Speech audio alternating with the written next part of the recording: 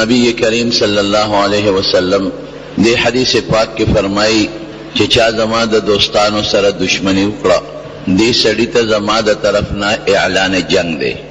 دو خبرې دي رونو، یو دا چې د الله دوستان څوک دي، او دویمه خبره دا ده چې د الله د اعلان جنگ مقصد څه دی.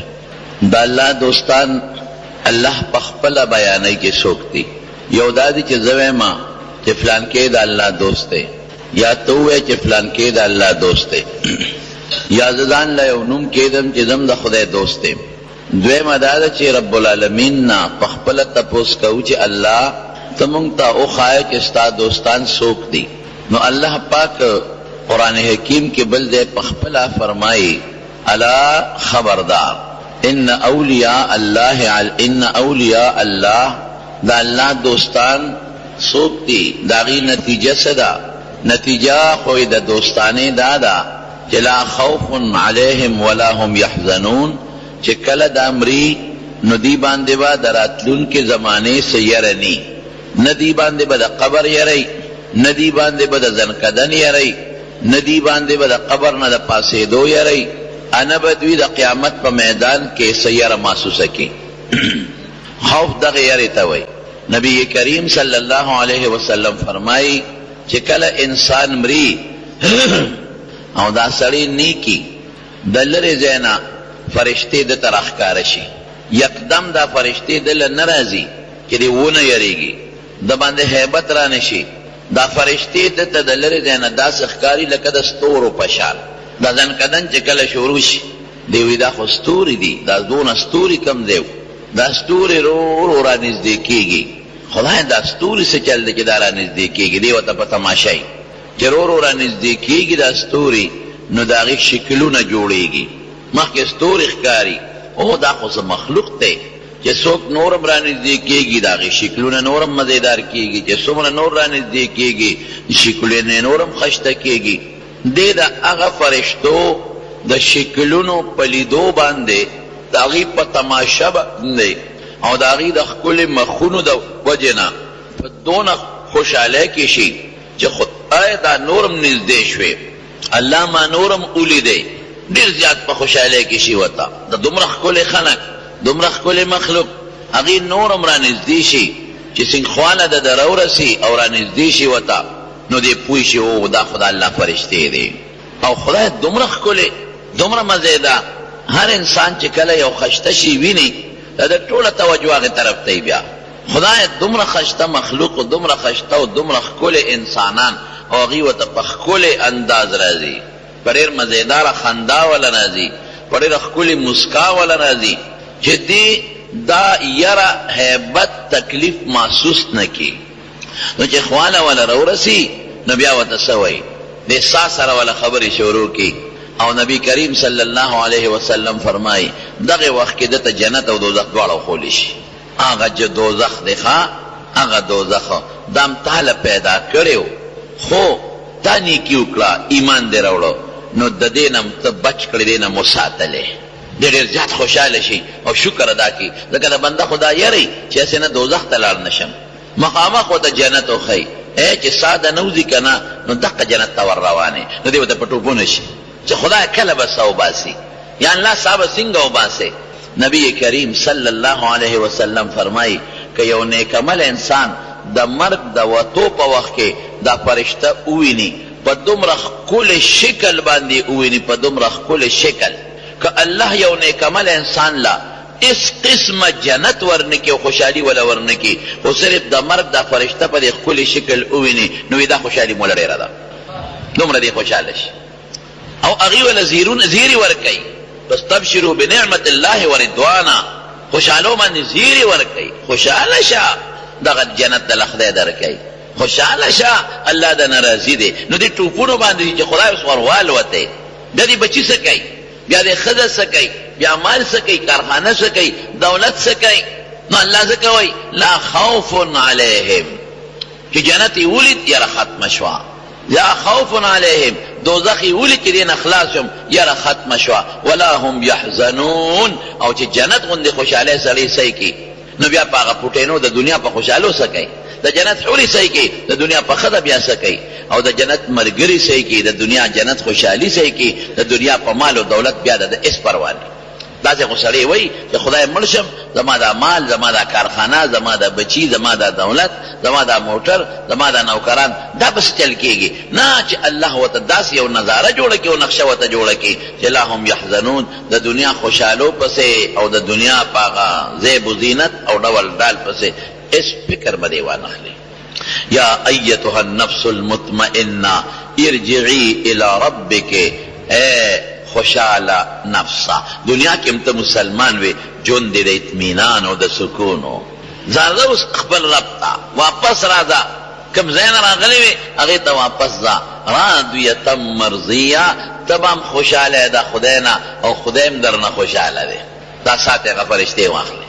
دا ګوره لا خوف علیهم ولا هم یحزنون. او الله دې مساتي، د دې مقابل د خدای دشمنان دي. دا اولیاء مقابل څوک دي؟ اولیاء الله، اعداء الله، د خدای دشمن. دا قانون دی، د ولی مقابل عدو راځي، دشمن راځي. اولیاء الله، اعداء الله، د خدای دوستان، د خدای دشمنان. د خدای د دشمن نه چې کله سو باسي، الله دې مساتي. رسول الله مبارک فرمایي د مرګ دا فرشته ولا راشي او په دومره خطرناک شکل راشي، وایي که یو لوی کافر له خدای د دوزخ عذاب ورنکي او د هغې په ځای د مرګ دا فرشته په دې خطرناک شکل وویني، وایي دا سزا وله ډېره ده. حضرت ابراهیم علیه السلام د اسرائیل علیه السلام ته یو ځل وایي ما ته هغه شکل مخایه چې ته نیک سړي نه سو باسې او هغه شکل مخایه چې د بدعمله نه سو باسې. نو دا یو خو به طاقت ولري خو د دې بل به ونه لري. وی نه ما ته به خامخا ځان ښه، وی ډېره ښه ده. نو ځان یې ورته هغه شکل باندې مخو چې د نیک نه وباسي. اوهو چې بله خوشحالي مونږ ته میلو نه شي، خو چې ته ووینو دا ډېره ده. او چې بدعمله سړي ته ښه، نو چې هغه شکل یې خو، نو حضرت ابراهیم علیه السلام بېهوشه را پرېوت. نو دا ملک الموت ورته کېناست او خپې یې وله مږلې. نو چې کله هوش کې راغی، نو چا ورته وی څنګه چلو؟ وی چې ډېر لوی کافر خدای والا اس قسم چې دوزخ ورنکي، خو چې د مرګ دا فرشته ووینو دا تکلیف ولا ډېر دی. وی چې مې ولیدله که نه، نو تک تور شکل او شنې سترګې وې هیبتناکې، او د خولې او د دې پوزو نه د اور لمبې راوتې، د اور لمبې ته به راوتې، او څخه بین ته راته، او دا غاښونه او دا جامې او دا سترګې او دا پوزه دومره خطرناکو چې ابراهیم غوندې سړي ټینګ نه شو، بېهوشه پرېوته علیه السلام. دا خطرناک. او چې هغه سا وباسي بیا په کومه طریقه وباسي؟ ګوره د خدای د دشمن سا. اوس به درته زه وښیم چې دشمن څوک دی او دوست څوک دی. دا راته ښیم د خدای د دشمن نه سا څنګه وباسي؟ هغه ته وایي ای نفس راوځه اوس. دا ساتې په دې رګونو کې خورشې نه راوځي، دا ته منډې وایي خورشې دي، هغه ورته لاس ور واچوي او زنځیرونه او کونډې پکې واچوي، زنځیرونه او کونډې، او په زور یې راکاږي. او چې راکاږي نو د ده د رګونو قطرې ورسره بار راوځي، قطرې ورسره راوځي. او رسول الله مبارک د هغې مثال ورکوي، وایي داسې مثال دی لکه ساسپار چې په اور کې سور کې او لمالوچ لامده کې او دا ساسپار پکې کېږي او راکاږي. دا لوخړې کوي، لمبه خو ځکه نه کوي چې مالوچ لمده دي، او لوګي کوي، داسې دا رګونه لوګي کوي.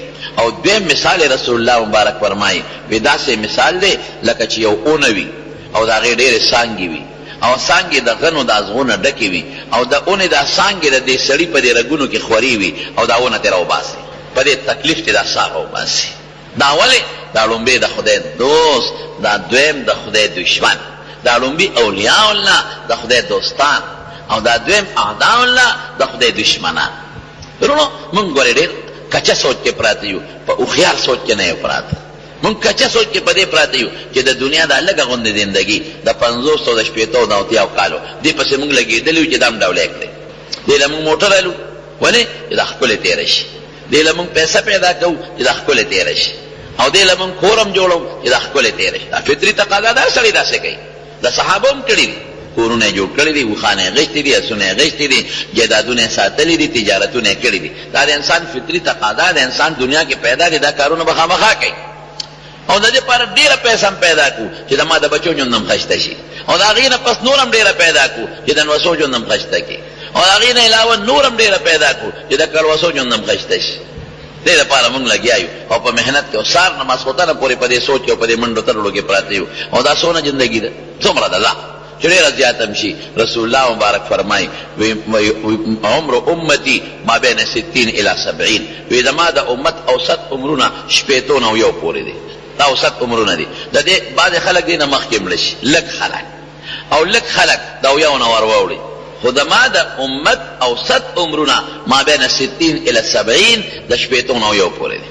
ها خو زمونږ به سوچ وکړو چې هغه اوسط عمر چې انسان هغې نه عموما نه وړي، دا په سلو کې 15 او شپږ د شپېتو نه مخکې مړه شي، او دا په سلو کې 15 او شپږ د شپېتو نه اویاو نه ور واوړي، او دا اویا اتیا فیصده خلک دا د شپېتو د اویاو په دې منځ کې پیوټه کوي او آخرت ته لاړ شي.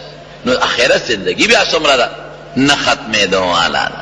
د جنت زندگی نه ختمېدو والا، د دوزخ زندگی نه ختمېدو والا ده. یو عالم نه چا تپوس وکړ، وی د جنت د زندگی څه مثال دی؟ د جنت د زندگی یو مثال لاته وښایه. وی د جنت د زندگی داسې مثال دی چې د اسمانونه او د ځمکې ټول د غوښ د دانو نه ډکې کوي. د غوښ دانه هغې چې د مړز دی خلک ورکوي، ډېره پوټینۍ وي، دا ټوله ځمکې د غوښ د دانو نه ډکې شي هغه اسمانه پورې، او بیا دا لومبی اسمان هم د غوښ د دانو نه ډکې کړي تر دویم اسمانه پورې، او دارنګې درېم او څلورم او اووه اسمانونه، او یو مرغۍ په دې ولګي او 1000 کاله پس د دې نه یوه دانه وړي، 1000 کاله پس د دې نه یوه دانه وړي، 1000 کاله پس. نو دا دانې به ختمې شي، خو د جنت او د دوزخ زندگی به ختمه نه شي. نه جنت هغه ختمېدو والا ده او نه دوزخ هغه ختمېدو والا ده. قسم په خدای چې څوک جنت ته لاړ نو دیم کامیاب شو، او که څوک دوزخ ته لاړ نو دیم دومره تاوان کې پرېوت، دومره تاوان کې چې د هغې څه اندازه هم نشته دی. الله دې مو ساتي. نو هغه زندگی چې کم د آخرت زندگی ده هغې سره به مونږ څه کوو؟ هغې نه مونږ بلکل غافله پراته یو. هغې له مونږ نن موټر تیاري وکړله، لیکن سفر شته. هغې له نه مونږ د بسترې تیاري وکړه، لیکن خوب شته. هغې دپاره نه مونږ د ملګري تیاري وکړه، دلته خو ځان له ملګري د جونګور.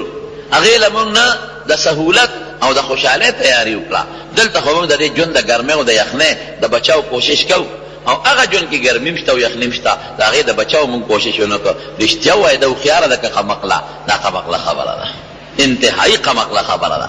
نو زما وروڼو په دغه طریقه د بدعمل او د نیکعمله نه سا وباسي. نو اولیاء الله سا څنګه شوه؟ لا خوف علیهم هېڅ یره به نه، د مستقبل ټینشن نشته، فکر نشته، خطره نشته، ولا هم یحزنون. او په دنیا کې کم مال دولت پاتې شو هغې پسې هم خفګان نشته. ولې؟ مال یو سړی وایي چې دا 15 مرلې کور دې راکړه او د هغې په ځای د جرب در کومه، رښتیا وایي زه به خفه یم که خوشحاله به یم؟ زه به خوشحاله یم. همدغه ګاونډ کې نه ماله 15 مرلې په شاړو کې اخلي، شاړو کې 15 مرلې اخلي، او دا جرب کور راله په ښه اعلی مضبوط ټوپ کې راکوي. نو زه پاګل یم چې به خفه کېږم. د دنیا د شاړو د خوشحالۍ رانه پاتې شوې، او د جنت غوندې محلات او بلډینګونه ماله راکوي، نو زه به خوشحاله یم ورته. لا خوف علیهم ولا هم یحزنون. او چې د کافر د خدای د دشمن نه کله سا وباسي نو هغه به سي او به هلته خفه وي، اوهو خدایه جنت ورته وښیي، وایي سپېره دا جنت تاله پیدا و، خو زه دې خفه نه کړم، الله دې خفه کړ، الله دې خفه کړ، نو د دې جنت نه محرومه شوې، دې له به نه ځې. او دوزخ ورته مخامخ وښیي چې دغه دوزخ د ځای دی چې ساده نه وځي، نو نیغ به دغه دوزخ ته ور روان دی. دغه د خدای د دوستانو انجام او دا د خدای د دشمنانو انجام، د آخرت په بنیاد. اوس دا د خدای دوستان څوک دی او دشمنان څوک دی؟ اوس هر سړی دا وکړي چې د خدای دوست دی، او هر سړی خپل دشمن یادوي وایي دا د خدای دشمن دی. چې څوک د چا خوښي دی دوست دی، چې څوک یې بدې شي دا د خدای دشمن. نه نه نه، الله وایي، الله څه وایي؟ الذین آمنوا وکانوا یتقون. معیار ما ته خدای ښولی دی. دلته خو به هر سړي دوکان وباسي، او اوس دوکان به څه وایي؟ وایي زه ډاکټر یم او زه حکیم یم، دوکان به وباسي؟ نه نه، هر سړی به وایي زه پیغمبر یم. یو سړي دلته دوکان وویسته او زه ډاکټر یم، تر څو چې حکومت هغه له د ډاکټرۍ سرټیفیکېټ نه یې ورکړی، قسم په خدای که هغه ډاکټر جوړ شي. یو سړی وایي زه پیغمبر یم، تر څو چې الله پاک د نبوت او د پیغمبرۍ سند او سرټیفیکېټ نه یې ورکړی، قسم په خدای که د نه پیغمبر جوړ شي. او یو سړی وایي زه د خدای ولی یم او د خدای دوست یم، تر څو چې رب العالمین دله د ولایت ډګري نه یې ورکړی، دنه ولی نشي جوړی. هغه ډګري څه ده؟ د ولایت. هغه الله پاک وایي الذین آمنوا. اول نمبر خو عقیده ده، عقیده به برابري، الله به مني او یو به مني، کتابونه به مني، رسولان به مني، د خدای احکامات به مني، د آخرت ورځ به مني، تقدیر به مني، خیر او شر مالک به خدای مني، د قبر ژوند به مني، د آخرت واپس کېدل به مني. هلکه دا خو موږ ټول منو، دا خو موږ ټول منو، الحمدلله. خو منلو کې فرق دی. ګورئ موږ ټول منو، خو منلو کې فرق دی، دواړو کې فرق دی. زم خدای یو منم رسول الله مبارکم خدای یو مانا، زم خدای د قدرت او د طاقت مالک منم، او حضرت ابوبکرم خدای د قدرت او د طاقت مالک منم. زم خدای پاک سخی منم، او حضرت عثمان په زړه کې د خدای سخاوت پروت و. لوی فرق دی زمونږ د هغې په منځ کې. نبی کریم صلی الله، یو مثال صرف در کوم، نبی کریم صلی الله علیه وسلم د تبوک د جهاد دپاره چنده غوښته. ګوره اوس ما ته مه ګوره او دې ته مه ګوره، تبوک د غذا دپاره چنده غوښته، راوړی جهاد لځو او چنده راوړی. اوس موږ هم چندې غواړو جومات له مدرسو له، یو مطلب شو که نه، هم د خدای دپاره او دا هم د خدای دپاره. موږ هم چندې غواړو، موږ چې چندې غواړو نو خلک سټونه وګورئ او څوک اسویلي شروع کي، او څوک غلې غوندې ټوخي وکي متیازو له بارو دي، او څوک غلې غوندې سر ته وکي او خېټه وګورئ جماله خو الټی راغلی دي او زه خو بار وځم.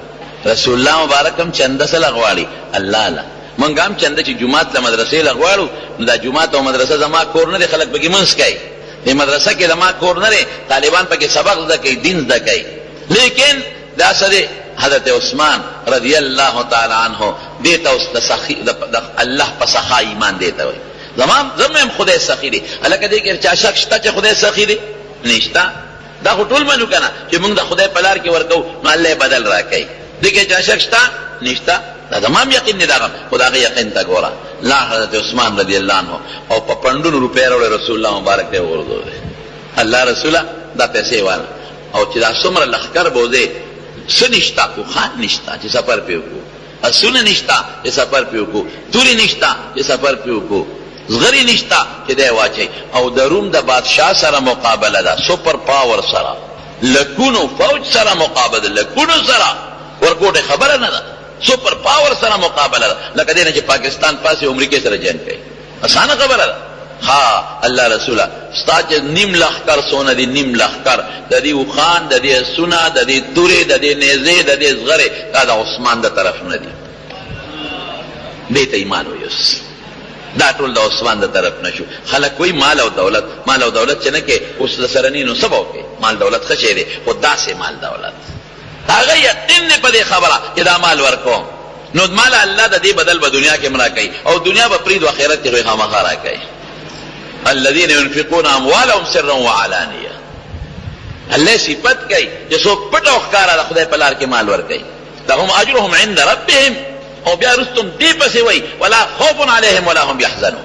دا اولیاء دي، اولیاء الله دقه خلق دي. دا د خدای په ذات دغه ایمان، د الله په رازقیت ایمان، د خدای په سخا کلک ایمان دې ته وایي. رسول الله مبارک څه وایي؟ اوهو بس اعلان، ناشنا اعلان، قسم د الله په ذات کې داسې اعلان چا دپاره شوی دی. د جنت اعلان خو ډېرو خلکو دپاره شوی دی، جنت الفردوس هم ډېرو دپاره شوی دی. هو اے عثمانه نن نه پس چې څه عمل کې تا ته به هېڅ قسمه نقصان نه وي. تکړه شه چې څه دی خوښۍ کوه. علما دلته سوال کوي چې دا خو د تکلیف نه ووت، مکلف نه شو. اوهو دا چېرته کیدی شي، دا چېرته کیدی شي؟ ګران جوابونه دی هغه پرېږده، دا یو انعام میلو شو دته، انعام ملوش. نن پس ما ذر عثمان ما عمله چې دې څه عمل کی بعد علی څه عمل کوي نن پس باس دې د جنت توتی شو. ته چې کې کوه ځه تکړه شه. لکه یو سړی راشي دې مثال در کوم او داسې یو کار وکړي چې هغه ما خوشحاله کړي او زه ورته وایم بچیا ځه چې نن دې څه خوښۍ کوه، بس نن پس به تا ته زما سترګې چېرته خړې نه شي، نن پس به زما سترګې چا ته تستغې نه شي، نن پس به تا ما د خولې نه ځان ته چې د بد ونه وینې چې څه دې خوښۍ کوه.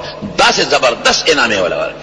او هلته حضرت ابوبکر او حضرت عمر فاروق رضی الله عنه راځي. عمر صاحب وایي ما سره مال دې زمانه کې ډېر زیات و، ما وی چې نن به د ابوبکر نه نمبر وړم، نیم مې ګوټ ورته کېښه، ګوټ نیم، او ګوټ ته کېناستم. ګورو چې ابوبکر سره نن زه میدان ګټم که نه ګټم.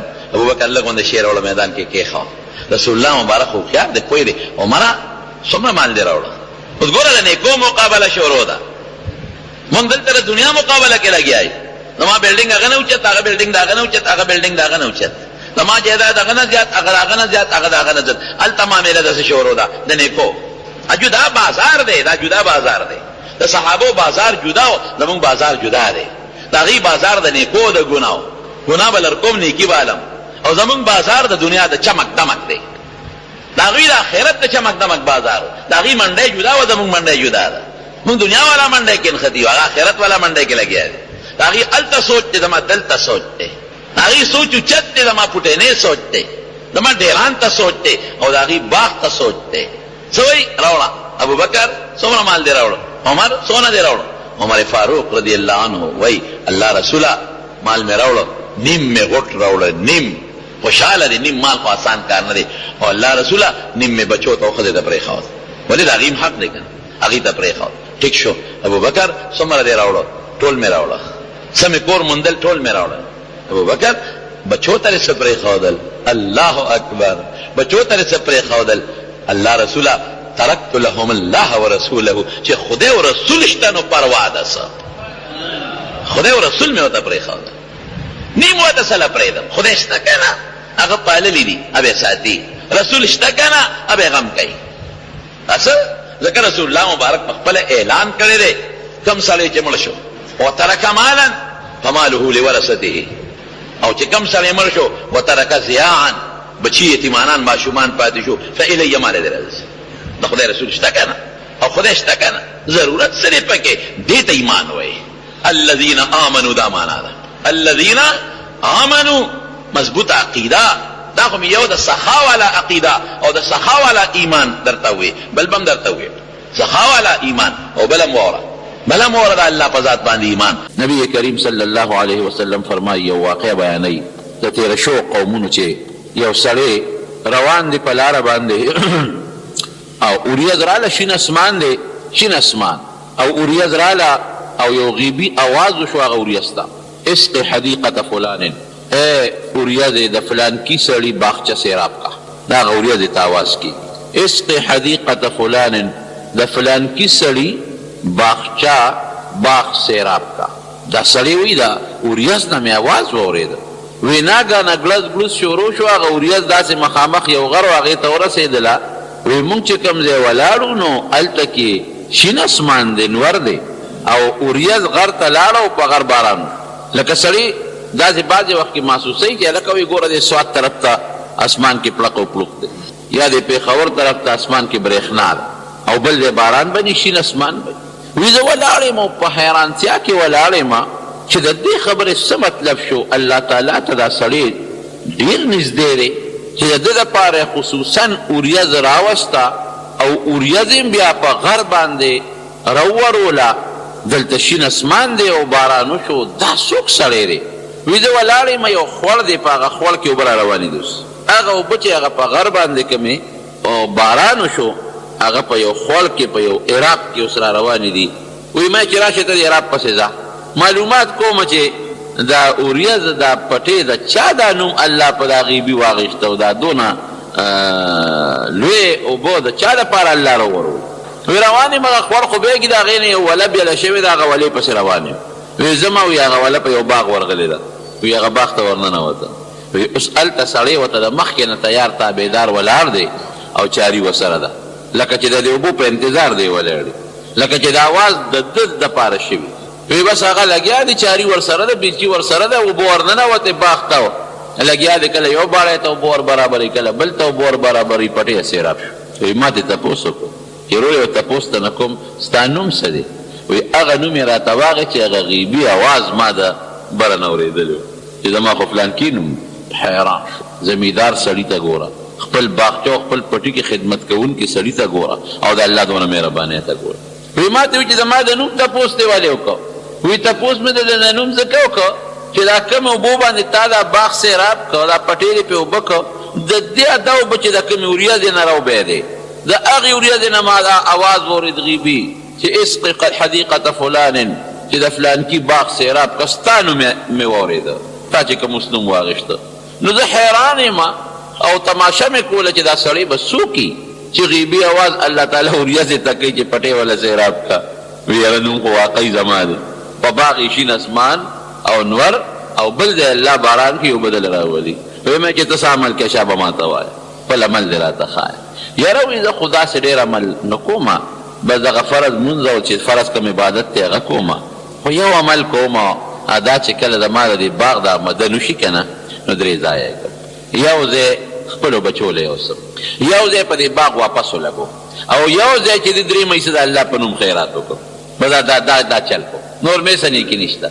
درې میسه خپلو بچو له وړم، درې مېسه په دې باغ لګوم باغ خس مانه غواړي او درې مېسه چې دنو دا د الله په نوم خیرات کو ګوره لږ مشقت کول اوس الله ته وګوره د لږ مشقت وکړو درې مېسه د الله په نوم ورکړه هغه دوی سې خود ته پاتې شوې ځکه چې وایسه د په باغ ولګوله خو باغ د ده شی دی د بل چا خو نه دی درې مېسه د الله په نوم خیرات ورکړه او ظاهر کې خو خلک خو درې مېسه خیرات لیکن که دا باران الله د ده دپاره نه وکړي خو باغ به یې وچوکل سیرابتیا خو الله تعالی کوي باران خو الله کوریس خو الله راوسته نیر خو الله راوبیو نو کارونه به دې بیا رب العالمین سموي لږ چې الله رضا کې په خپل مال کې د الله حصه کې په خپل وجود کې د الله حصه کې په خپل عبادت کې د الله حصه کې باقي الله پوه شه او بیا کار یې پوه شه ټول نظام بدل رب العالمین سب ایمان دیتا وای منګم ایمان تیر کا 5 روپے د خدای په لار کې نشتا او چې څوک د خدای د دین خدمت کوي جګړې خبرې نخرې پکې نقصانونه ته ولې موږ د کافرانو په لار روان یو دشمن لګیا د ما دین به بربادوي نو زین ختم خپل دین به خپله بربادو رښتیا یو تاسو ته یو خبره کوم یو ترکان لګیا دی تاسو په مثال پوهیږم یو ترکان لګیا دی او هغه ترکان په دنیا کې په ترکاني کوي او ما دا ووایي چې دا ترکان چې دی که نه دا نه پوهېږي په دې ترکانه پرون یې ماله دروازه جوړه کړې وه او هغه دروازه ډېره خرابه جوړه کړه په 3 ورځ ماته شوه رښتیا ووایه د دغې ترکان دکان ته به څوک سودا له بیا لاړ شي نه یو بل دکاندار دی او هغه دکاندار پی خرڅوي د پیو دکان دی او ما ووایي چې لکه دا سړی خو پی خرڅوي سپین پی دی او ډېر مزېدار خو ګورې پرون ته ما پی وړي و ګند یې پکې اچولی و ښځه مې ناجوړه شوه پرون ته ما پی وړي و ګند یې اچولی و ټوخې ولګېد رښتیا ووایه د دې دکاندار دکان به بندېږي که به نه بندېږي نو چې تا ملا پسې خبرې شروع کړې دا ملا خراب سړی دی